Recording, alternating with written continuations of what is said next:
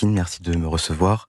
Déjà, j'aimerais commencer par une grande victoire. Je viens d'apprendre il y a quelques instants que le livre a été retiré des ventes en Fnac. Non.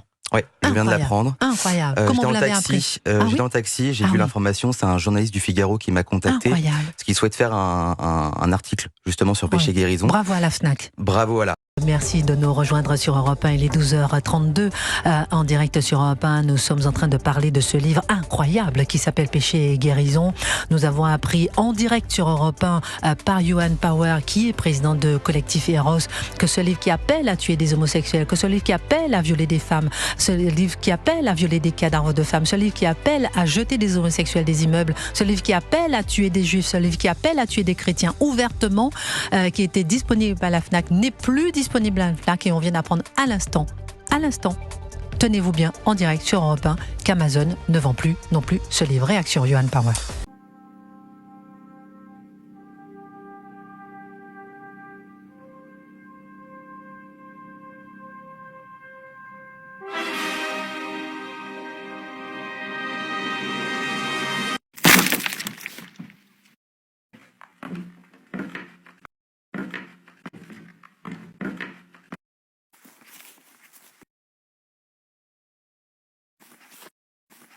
Islamique attribué à un juriste médiéval qui traite de péché et de leur remède spirituel ou religieux dans une perspective, on va dire, traditionnelle. Il est interprété comme approuvant des sanctions sévères, y compris contre des comportements jugés pécheurs, appelant à tuer des homosexuels, appelant à violer des cadavres de femmes, appelant à tuer des chrétiens, appelant à une certaine haine, une violence incroyable, un livre éligible au pass culture. Écoutez un homme qui s'appelle Johan Power, qui est président du collectif Eros et qui s'est exprimé sur son Instagram.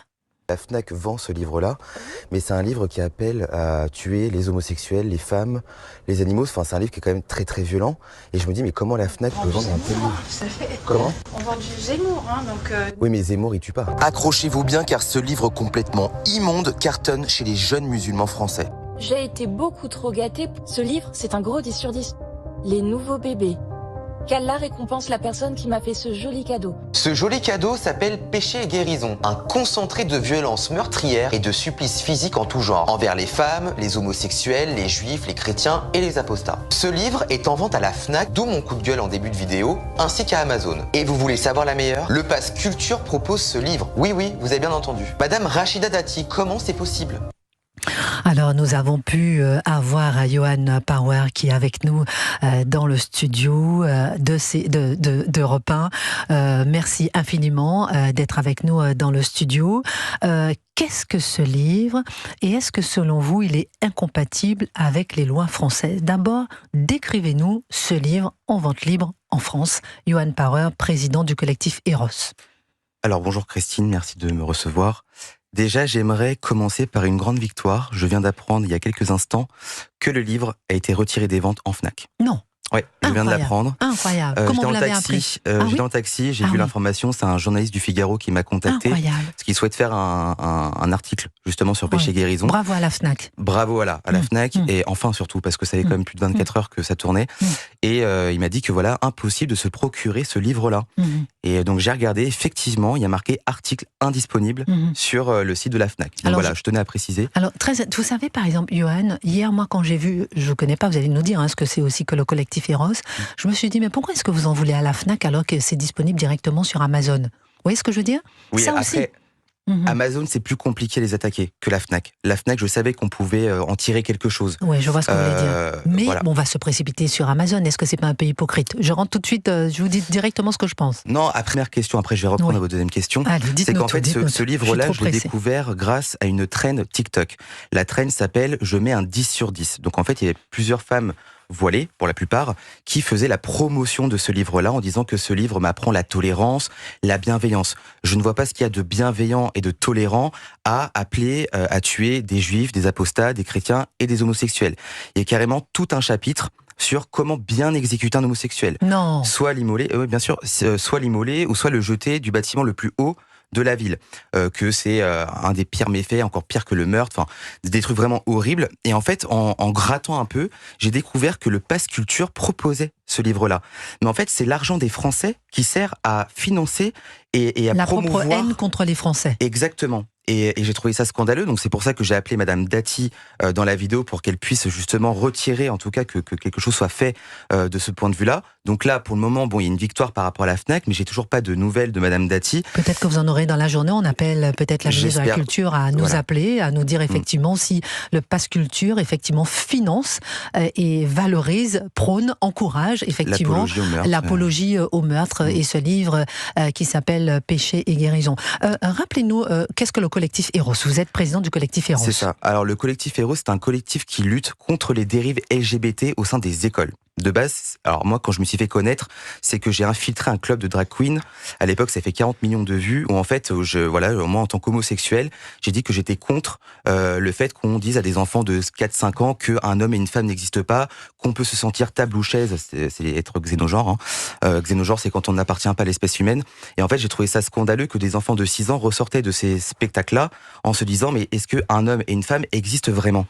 Et moi, en fait, en tant qu'homosexuel, je suis contre l'apologie de ça. On doit le vivre dans le cadre du privé. Et en fait, quand j'ai commencé à être médiatisé par rapport à ça, j'ai reçu pas mal de messages d'homosexuels de droite qui m'ont dit, moi, je pensais être le seul à être comme ça, mais en fait, je me rends compte qu'il y en a beaucoup.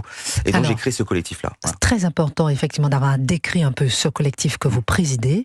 Et on va effectivement feuilleter un peu cet appel direct en France à tuer des homosexuels, des juifs, des chrétiens. On marque une pause, on revient. Et vient de nous apprendre que la FNAC a retiré de la vente ce livre polémique, Péché et guérison, qui appelle ouvertement à tuer des homosexuels, qui appelle ouvertement à violer des cadavres de femmes, qui appelle ouvertement à tuer des juifs et des chrétiens. Écoutez un extrait de la vidéo qu'on a retrouvée sur les réseaux sociaux de Johan Power, qui est en studio avec nous. Écoutez, il cite des extraits du livre, écoutez-le.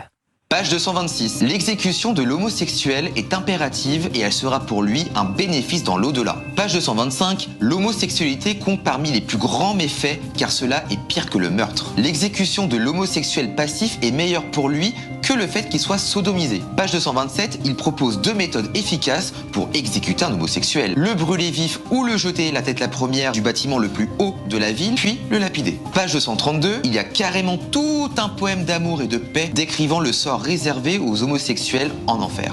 On a ici une chouette petite liste des péchés qui mènent au pire des châtiments. Page 315. Le prophète a dit, la femme se présente sous l'apparence d'un démon. Si une autre femme vous plaît, assouvissez vos désirs avec votre femme sans lui laisser le choix. Donc c'est carrément du viol. Sympa. Page 217. Allah nous dit qu'il faut tuer les apostats. Page 72. Si les gens n'arrêtent pas la consommation d'alcool et le fait de jouer d'un instrument de musique, Allah dévastera tout. Page 212. Il n'existe pas de peine pour la sodomisation d'un animal ou d'un cadavre de femme. Et nous devons faire société avec ces gens-là. Je rappelle que ce livre cartonne chez les jeunes musulmans français et que vous pouvez vous le procurer grâce au Pass Culture. Nous sommes avec Johan Power, justement, que vous venez d'entendre, président du collectif Eros. Incroyable. Ah mais c'est édifiant de dire qu'il n'y a pas de peine légale pour violer un animal ou violer le coït d'une femme morte. Enfin, c'est juste horrible. Et le fait de savoir que des jeunes musulmans achètent ça et que ça cartonne chez ces jeunes-là, ça en dit long sur notre société. C'est-à-dire qu'en fait, l'islamisme gagne du terrain dans notre pays.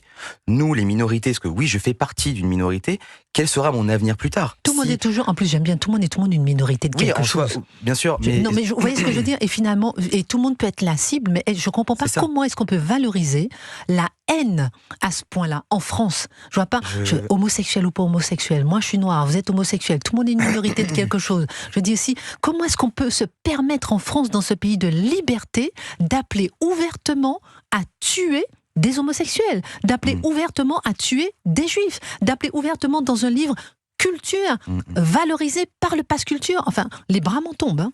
Oui, parce qu'en plus, il y a beaucoup de gauchistes qui me disent que oui, mais c'est pareil dans la Bible, c'est pareil dans plein de livres ou la Torah, mais sauf qu'on n'appelle pas à tuer les homosexuels.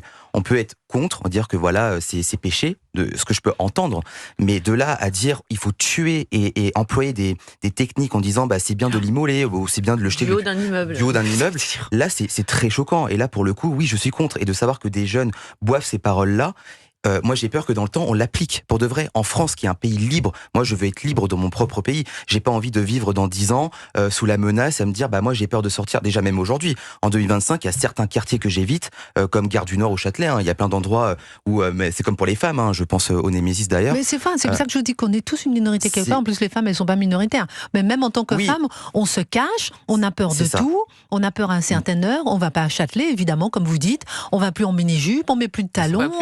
On va plus dans les transports en commun. C'est incroyable. Et vous n'avez pas eu de retour du ministère de la Culture par rapport au Pass Culture? Alors j'ai juste le porte-parole de Rachida Dati qui m'a communiqué un long message hier en me disant que c'était pas de leur faute. Direct sur Europe 1. C'était pas de leur faute. Que si le Pass Culture finançait ce livre-là, parce qu'en gros c'est les chaînes comme la Fnac qui font appel à... Non, je vous crois pas. Ah si, je vous assure. Non, je ne crois pas. J'ai le tweet, vous pouvez même le retrouver facilement. Vraiment, il a dit que c'est pas de leur faute. Je laisse chercher le tweet. C'est pas le porte-parole du gouvernement de ministère dit que c'est pas de leur faute. Alors pendant que vous cherchez le tweet, il est responsable d'un usage de l'argent public. Je ne crois pas Johan Power, c'est pas possible. On prend Guy en ligne et ensuite on prend Éric Tegner et Gabriel Cluzel. Guy, bonjour. Vous nous appelez d'où précisément, Guy? Je vous appelle de Périgueux en Dordogne. Alors dites-nous tout. Je vous écoute très régulièrement, j'adore vos émissions, je n'écoute que Europe 1. Merci mon cher. Je vous remercie pour tout. Je vous remercie pour tout et on se sent moins seul avec vous, très franchement. Non, c'est adorable. Particulièrement depuis le 7 octobre, croyez-moi, j'ai une grande émotion à vous entendre et à vous parler, à vous, particulièrement Christine Kelly et tous les autres qui sont presque un environnement familier au moins et presque familial. Voilà. Mon cher Guy, vous savez quoi? Je vous enlace, je vous embrasse, je vous serre fort dans mes bras. Vraiment. Voilà. C'est très gentil, mais je tenais à vous le dire et à vous l'exprimer. Et je sais que je ne suis pas seul à penser ce que je pense et à dire ce que je dis. Merci mon cher. Je voulais juste réagir. Réagir à ce que j'ai entendu sur la Fnac. J'aime bien aller à la Fnac. Je ne fais pas partie des gens qui boycottent qui que ce soit ou quoi que ce soit. C'est complètement fou. Mais je voulais juste réagir à votre bravo à la Fnac. De mémoire. Et sans pouvoir parfaitement prouver ce que je vais avancer... Mais ça commence mal, mon Guy. Ce n'est pas la première fois que la Fnac se fait prendre les doigts dans la confiture. Alors, mon Guy, vous savez ce que j'ai envie de vous dire, c'est que oui, quand j'ai dit bravo à la Fnac, c'est pas que je veux pas en fait accuser la Fnac, mais parce qu'elle a retiré le livre là très rapidement. Et moi, vous savez ce qui m'embête là ce matin, Guy, c'est cette hypocrisie générale, parce qu'on l'a retiré à la Fnac, ok, d'accord, mais en 2 clics, on l'a sur Amazon, clac clac, tu l'as chez toi. Vous voyez ce que je veux dire? Donc moi, je comprends pas, mon cher Guy, dites-moi ce que vous en pensez, qu'on est dans un pays, Guy, où on vous supprime une chaîne télé qui n'appelle à tuer personne. On vous supprime, on vous condamne parce que vous dites, par exemple, que certains mineurs isolés sont des violeurs. On vous condamne parce que vous incitez à la haine dès que vous dites un mot, mais lorsqu'il y a un livre clairement, noir sur blanc, qui appelle au meurtre des homosexuels, au meurtre qui incite à la haine, il est disponible. Moi, c'est ce que je comprends pas, mon Guy. Mais parce qu'ils ont la trouille. Et parce qu'on vit, effectivement, vous l'avez dit, Christine, dans un monde, dans une société extrêmement hypocrite, où on peut dire toutes les saloperies qu'on veut, on va s'excuser derrière en disant « Ah oui, on s'excuse, on ne voulait pas dire ça ». Vous savez, en Dordogne, on a un maire d'un village de Dordogne qui a fait, il y a quelque temps, la une, parce qu'il avait dit que la France était trop youpine. Oui, tout à fait. Eh bien, il s'est excusé et ça a été classé sans suite. Alors la Fnac fait pareil. La Fnac, elle met n'importe quoi sur ses rayons parce qu'il faut faire vendre, il faut montrer que, etc. Et puis on va retirer, quand ça fait un peu trop de bruit, on se rend compte que c'est pas très propre pour l'image, on retire et on est formidable. C'est juste ça qui m'a embêté, c'est bravo la Fnac. C'est juste ça. Non, moi je dis pas bravo à la Fnac, je dis qu'ils ont fait une faute professionnelle, que pour moi c'est une faute professionnelle que de mettre ce genre de livre sur les rayons. Et je crois que ça doit leur être, on doit leur demander des comptes pour ça. Ouais. Merci beaucoup, mon cher Guy, d'avoir partagé ce moment d'antenne en direct sur Europe 1 avec nous. Il est 12h24. On aura Christine qui nous appelle de Marseille dans un instant. Excellente journée. Guy, restez en ligne avec nous. Restez en contact avec nous, mais belle journée sur Europe 1. Éric Tegner, ensuite Gabriel Cluzel et Johan. Non mais Guy a raison, vous savez pourquoi ? Imaginez si Johan Power s'était contenté de faire un courrier, simplement peut-être au ministère de la Culture ou encore à la FNAC, en disant coucou, j'ai vu ça, il y a peut-être un problème. Et ça aurait été peut-être plus facile pour lui, il n'aurait pas vécu du cyberharcèlement, des menaces de mort, une exposition qui est quand même peut être dérangeante sur certains aspects. Vous pensez vraiment qu'il aurait une réponse ? C'est ça le problème, c'est qu'on est dans une société dans laquelle on paye des gens, ou alors on aide des gens via des subventions, on les met en avant, etc. Et en fait, ils ne réagissent qu'après. Ils ne réagissent que lorsqu'il y a un buzz. C'est cette société-là, je suis désolé. Oui, sinon ça passe crème. J'imagine qu'il y a des gens qui sont, vous savez, payés pour faire les pratiques de DSE, vous savez. Mais ces gens-là, en fait, la seule raison pour laquelle ils peuvent vous répondre, c'est si vous êtes de gauche, si vous êtes d'une association homosexuelle ou féministe de gauche. Si vous êtes de droite, c'est terminé. Gabriel Cluzel. Oui, non, moi j'étais très frappée, on l'entend dans votre petite vidéo Instagram, par la réponse de la responsable de rayon qui vous dit « Ah ben on vend bien du Zemmour, ah ben c'est sûr que c'est tout à fait comparable ». Non mais vous voyez, c'est quand même délirant. Et moi je voulais simplement vous raconter une petite anecdote. Il y a une dame, il y a quelques semaines, c'était avant Noël, qui m'a dit « Ah, j'étais très étonnée, j'ai acheté votre livre ». Alors là non plus, je sais pas à quel étage ça s'est passé, c'est peut-être des gens qui l'ont mis de façon sans que le magasin le sache, mais j'ai acheté votre livre, donc Yes Kids, hautement subversif, vous en conviendrez, dire aux gens que c'est super la maternité, c'est grave. Bon, bref, il y avait c'était à la FNAC de la Défense, m'a-t-elle dit, il y avait un petit marque-page avec marqué avertissement, ce livre est un livre publié par Fayard, tout un petit discours sur Bolloré, l'extrême droite, etc. Et ça fait partie, j'ai cherché, de l'opération marque-page contre Bolloré, lancée par des militants d'ultra-gauche. Alors c'est bizarre, ces bouquins-là, ça les dérange pas. On marque une pause, on revient tout de suite avec Christine qui nous appelle de Marseille, avec effectivement Johan Power, président du collectif Féroce. Je ne comprends pas qu'en France, on puisse inciter ouvertement à la haine et au meurtre. Oui. Content d'apprendre de cette nouvelle-là. Ça montre que ma vidéo, en tout cas, a vraiment fait bouger les choses. Merci d'exister, sinon ça serait passé crème. Oui, c'est vrai. Et là où je voulais revenir aussi, c'est que la FNAC, en fait, là où j'en veux, en fait, à la FNAC, parce que, avec tout le respect que je vous dois, moi, j'en veux à la FNAC parce que ce livre, en fait, il est là depuis 2018. Non. Si. Depuis 2018, elle est à la FNAC. Donc la FNAC, en fait, est quand même complice de ça. Parce que... justement, j'ai Christine qui nous appelle de Marseille. Ouais. Allô, Christine ? C'est exactement la question que j'avais envie de poser. Oui, bonjour ma jolie Christine. C'est le club des Christine. Oui, c'est le club des Christine. Bonjour ma jolie Christine. Vous avez des questions à poser. Dites-nous tout, justement, sur ce livre. Oui, alors, c'est un livre médiéval, vous aviez dit au départ ? Oui. Oui, alors, quand est-ce qu'il est paru ? Alors, dites-nous, Johan. Alors, en France, l'édition, en tout cas, que je mets dans ma vidéo, c'est depuis 2018. Ah, alors on est allé exhumer, si j'ose dire, un livre médiéval pour faire l'apologie de tout un tas de crimes. Et moi, ce qui m'étonne quand même... C'est un livre attribué à un juriste médiéval. Il est sorti... Juriste médiéval, voilà. D'accord. Oui, dites-nous. Vous savez... du temps des chrétiens qui faisaient des exactions, tuaient des enfants, des hommes, des femmes. Je veux dire, nous, on n'irait pas défendre ce genre de choses aujourd'hui. Moi, ce qui m'étonne, c'est que des jeunes femmes aujourd'hui, puissent transposer ce qui a été écrit à l'époque médiévale et en faire l'apologie aujourd'hui. Mais elles ont un QI de poisson rouge, ces femmes, je me pose la question, parce qu'elles sont en train de discréditer totalement la nature de leur personne. Elles vont vers quoi ? Elles veulent être violées ? moi, je me pose des questions quand même. Mais qu'est-ce que c'est, ces personnes-là qui osent faire l'apologie de ce genre de livre?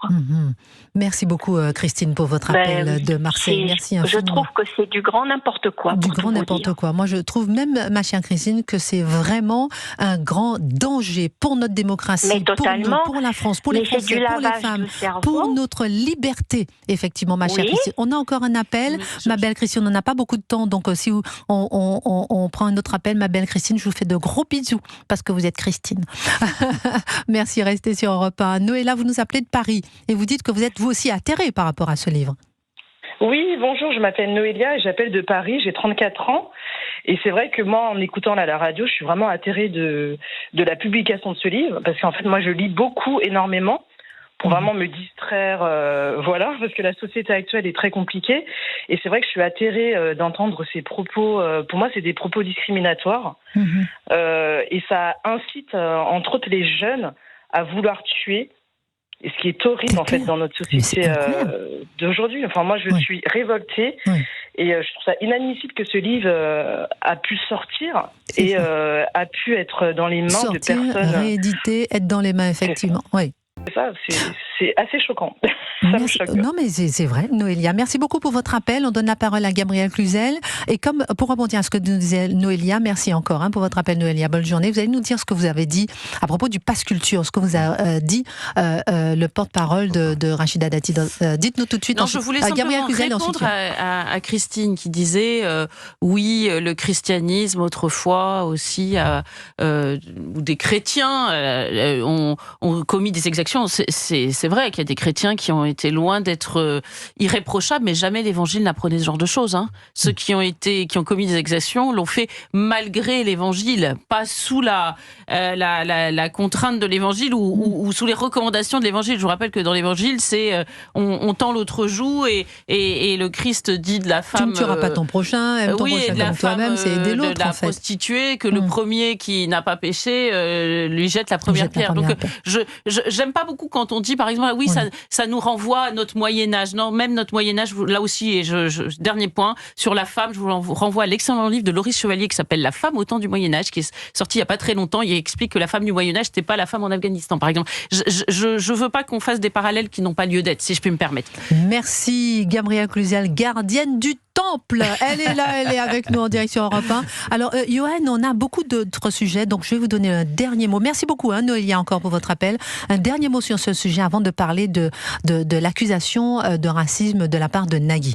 Donc, dernier mot sur ce sujet. Que vous a dit le gouvernement par rapport à ce pass culture qui finance ce livre? On rappelle qu'on a appris en direct sur Europe 1 qu'il vient d'être retiré de la FNAC, qu'il vient d'être retiré d'Amazon. Alors, il s'appelle Aurélien Véron. Donc, c'est le porte-parole de Rachida Dati qui nous dit un livre misogyne, homophobe, antisémite, antichrétien avec incitation au meurtre. Alors, porte-parole pour la mairie de Paris, pas pour la culture, lui. Oui, pour la mairie de Paris. Voilà. Jusque-là, tout va bien. Mais il dit, le ministère de la Culture n'y est pour rien. En démocratie, il ne choisit pas ni ne censure. Mais certains choix commerciaux parlent d'eux-mêmes. Donc, c'est le ministère de la Culture n'y est pour rien. Si, quand même un petit peu. Parce que quand on tape sur l'application, moi j'ai téléchargé l'application du Pass Culture, on tape péché guérison, il y est. Donc ils y sont quand même pour quelque chose. Et le fait que Madame Dati, toujours pas de son et d'image, me dérange fortement. Alors j'espère que dans la journée, il y aura une prise de parole de sa part, qu'elle fera quelque chose par rapport au Pass Culture, parce que là, Amazon vient de tomber et la FNAC aussi. Il manque plus que le Pass Culture, et là, on aura gagné. Voilà. Et puis surtout, s'il dit que c'est pas de leur faute, c'est quand même assez surprenant. Et rappelons effectivement que pour le Puy du Fou, le Pass Culture, il n'avait pas le Pass Culture au départ. Donc le Pass Culture, il n'était pas attribué au Puy du Fou. En revanche, là, il est attribué à ce livre et qui s'appelle Péché et guérison et qui appelle à tuer des femmes, qui appelle à tuer des homosexuels, qui appelle. Voilà. Merci en tout cas beaucoup, mon cher Johan Power, d'être venu en direct dans le studio de